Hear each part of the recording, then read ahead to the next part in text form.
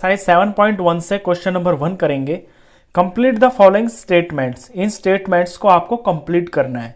Number A है two line segments are congruent if.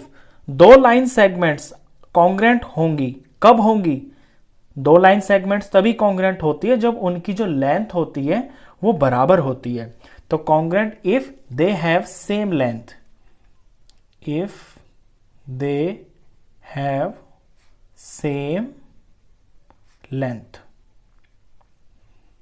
क्योंकि line segment के अंदर लेंथ से अलग तो कुछ होता ही नहीं है, तो अगर दो लाइन सेगमेंट्स की लेंथ सेम होगी तो बिल्कुल वो सेम शेप और साइज बिल्कुल सेम दिखाई देंगी, उन्हें ही हम कॉन्ग्रेंट बोलते हैं। B part, among two congruent angles one has a measure of 70 degree, the measure of the other angle is. इसमें कहा है कि कोई दो एंगल्स हैं, वो दोनों के दोनों कॉन्ग्रेंट हैं, जिनमें से एक का मेजर है 70 डिग्री। तो बताइए दूसरे का मेजर कितना होगा। अब देखिए एंगल के अंदर भी डिग्री से अलग कुछ नहीं होता है। अगर दो एंगल्स की जो मेजर होता है, ये जो डिग्री होती है, ये सेम होती है तभी वो कॉन्ग्रेंट होते हैं। अब यहां दे रखा है कि दो एंगल्स हैं और वो दोनों कॉन्ग्रेंट है, जिनमें से एक की डिग्री 70 डिग्री है, तो दूसरा भी तो 70 डिग्री का ही होगा, तभी तो वो कॉन्ग्रेंट हुए। तो दूसरे का जो मेजर होगा, other angle is 70 degree. C part देखिए, when we write angle A is equal to B, we actually mean, जब हम angle A is equal to angle B लिखते हैं तो इसका एक्चुअली में मतलब क्या होता है? इसका मतलब ये होता है कि जैसे कोई दो एंगल्स है, ये ए है और ये बी है, अगर इनकी मेजरमेंट बराबर होगी ना तो हम लिखेंगे angle A is equal to angle B. Let suppose ये 30 डिग्री का है, ये भी 30 डिग्री का है, तो हम angle A is equal to angle B लिखेंगे। यानी angle A is equal to angle B लिखने का मतलब होता है कि उनका measurement, M for measurement, measurement of angle A is equal to measurement of angle B. ये एम लगाने से आगे मतलब होता है मेजर। मेजर का मतलब है उनकी जो नाप होती है वो डिग्री कितनी है। तो इसका मतलब यही है कि measurement of angle A is equal to measurement of angle B. Question खत्म। Give any two real life examples for congruent shapes. Real life में से कोई कॉन्ग्रेंट शेप्स के एग्जांपल बताइए। अब रियल लाइफ में तो कॉन्ग्रेंट शेप के बहुत सारे एग्जांपल्स हो सकते हैं। सबसे पहला बहुत ही नॉर्मल जो एक एग्जांपल है जो हम रोज देखते हैं, जैसे कि बिस्किट का पैकेट होता है, उस बिस्किट के पैकेट के अंदर जितने भी बिस्किट्स होते हैं ना, वो सारे के सारे कॉन्ग्रेंट होते हैं। कॉन्ग्रेंट कौन होते हैं? जिनका शेप और जिनका साइज एग्जैक्टली सेम हो, उन्हीं फिगर्स को हम बोलते हैं कॉन्ग्रेंट फिगर्स या कॉन्ग्रेंट शेप्स। तो बिस्किट सारे के सारे एक पैकेट के बिल्कुल सेम शेप और साइज के होते हैं, तो वो कॉन्ग्रेंट होते हैं। तो एक एग्जांपल तो ये हो गया, biscuits of a same packet. दूसरा एग्जांपल, आपने शेविंग ब्लेड्स देखी होंगी जो शेव करने के काम आती हैं, वो एक दूसरे को पूरी तरह से ओवरलैप कर लेती हैं। जैसे कि ये देखिए, ये दो शेविंग ब्लेड्स हैं, तो ये बिल्कुल कॉन्ग्रेंट शेप्स हैं, इनका साइज भी और इनकी जो शेप है वो एग्जैक्ट सेम है, तो ये भी हो गई हैं कॉन्ग्रेंट शेप्स। तो एक एग्जांपल ये भी हो गया है, शेविंग ब्लेड्स।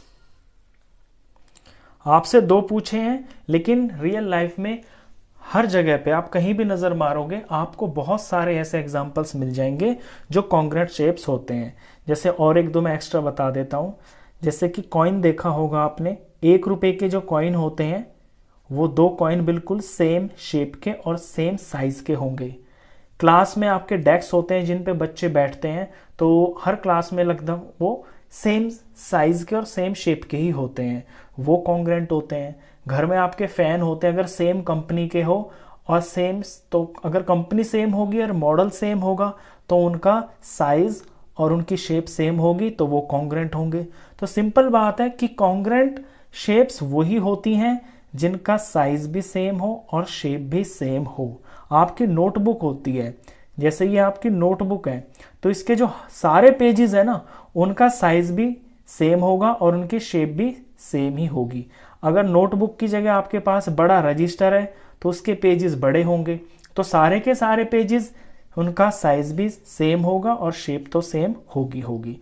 तो इतना सिंपल है, क्वेश्चन खत्म करेंगे। If triangle ABC congruent to triangle FED under the correspondence ABC, ये करस्पॉन्डेंट का निशान होता है, दोनों तरफ जो तीर लगा होता है ना, ये चीज FED। Right all the corresponding congruent parts of the triangles. आपको क्वेश्चन में ये दे रखा है कि दो ट्राइंगल्स हैं, एक ट्राइंगल है ABC, ये कॉन्ग्रेंट है ट्राइंगल FED के। अब ये दोनों ट्राइंगल्स कॉन्ग्रेंट हैं, तो इनके जो करस्पॉन्डिंग पार्ट्स है ना, वो आपको लिखने हैं। करस्पॉन्डिंग पार्ट से मतलब ये है कि इन दोनों ट्राइंगल में वो कौन कौन से एंगल होंगे जो आपस में एक दूसरे के बराबर होंगे, वही करस्पॉन्डिंग पार्ट्स बोले जाते हैं। और वो साइड्स कौन सी होंगी जो आपस में बराबर होंगी, वही करस्पॉन्डिंग साइड्स बोली जाती हैं। तो नाम को देखकर करस्पॉन्डिंग पार्ट्स बताना बहुत आसान होता है, नाम से ही सब कुछ पता चल जाता है। फिगर ना भी दे रखी हो ट्राइंगल्स की, आपको कुछ भी ना पता हो कि कौन एंगल कितने का है, कौन साइड कितने की है, सिर्फ नाम से ही पता चल जाता है कि उन दो ट्राइंगल्स के अंदर कौन कौन से एंगल आपस में बराबर होंगे, कौन सी साइड्स आपस में बराबर होंगी, उन्हें ही हम करस्पॉन्डिंग पार्ट्स बोलते हैं। तो पहले इसकी साइड्स लिख लेते हैं। चलो पहले एंगल्स कर लेते हैं। तो यहां पे ABC में पहला नंबर लिख रहा है A और FED में पहला नंबर लिख रहा है F, यानी A को पहले लिखा है, F को पहले लिखा है, तो एंगल A बराबर एंगल F के होगा। इसी तरह से यहां पे ABC में B दूसरे नंबर पे लिख रहा है और FED में E दूसरे नंबर पे लिखा हुआ है, तो एंगल B एंगल E के बराबर होगा। एंगल B बराबर होगा एंगल E के।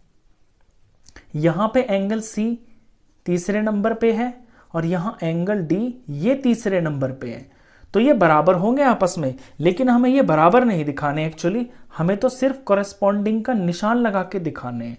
हमें ये लिखना है कि एंगल A और एंगल F आपस में करस्पॉन्डिंग पार्ट्स होंगे।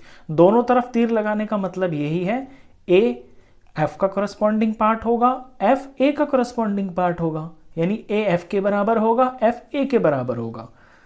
इसी तरह B करस्पॉन्डिंग होगा एंगल E के, और एंगल C और एंगल D ये आपस में करस्पॉन्डिंग पार्ट्स बोले जाएंगे। तो ये तो हो गए हैं एंगल्स। अभी मैं यहां पे साइड्स लिखता हूं। तो साइड्स दो पॉइंट से मिलके बनती है, ये मत लिखना आप, ये इसमें पूछा नहीं है, सिर्फ पार्ट्स ऐसे करके दिखाना है आपको। तो साइड्स के लिए जैसे AB लिया मैंने पहला और दूसरा, तो यहां पे FE लेना पड़ेगा, यानी AB जो साइड है इसकी करस्पॉन्डिंग साइड होगी FE। अब दूसरा और तीसरा यानी BC ले लिया मैंने, यहां भी दूसरा और तीसरा लेना है, तो BC की करस्पॉन्डिंग साइड होगी ED। तो BC और ED ये दोनों साइड्स आपस में करस्पॉन्डिंग होगी।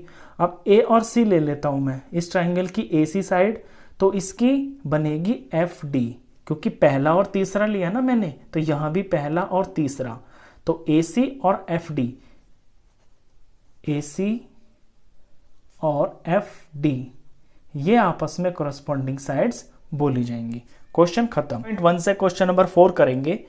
If triangle DEF congruent to BCA, right the parts of triangle BCA that correspondent to. दो ट्राइंगल्स कॉन्ग्रेंट दे रखे हैं, ट्राइंगल DEF और ट्राइंगल BCA, तो आपको ट्राइंगल BCA के वो पार्ट्स बताने हैं जो इन दिए हुए पार्ट्स के करस्पॉन्डेंट होंगे। यानी ये जो चार पार्ट्स आपको दे रखे हैं ना, ये ट्राइंगल DEF के हैं। अब इनके करस्पॉन्डिंग पार्ट्स BCA के अंदर कौन होंगे वो आपको बताने हैं। तो ये बहुत आसान होता है, जब भी दो ट्राइंगल्स इस तरह से कॉन्ग्रेंट दे रखे होते हैं तो सिर्फ उसके नाम से ही पता चल जाता है कि उन दोनों ट्राइंगल में कौन से पार्ट्स आपस में करस्पॉन्डिंग होंगे। फर्स्ट पार्ट देखिए, एंगल E है, तो एंगल E का जो करस्पॉन्डिंग पार्ट यहां पे होगा वो होगा C। क्यों? यहां पे E को देखिए, DEF है ना, ये दूसरे नंबर पे है, तो यहां भी जो दूसरे नंबर पे होगा ना वो इस एंगल के बराबर होगा, यानी एंगल E और एंगल C आपस में बराबर होंगे, यही करस्पॉन्डिंग पार्ट होंगे, तो E का करस्पॉन्डिंग पार्ट एंगल C होगा। सेकेंड पार्ट में EF साइड दे रखी है ये, तो EF साइड बन रही है यहां पे दूसरे और तीसरे नंबर से, तो यहां पे दूसरे और तीसरे नंबर से CA बनेगा, तो EF का करस्पॉन्डिंग पार्ट हो जाएगा इस ट्राइंगल के अंदर CA।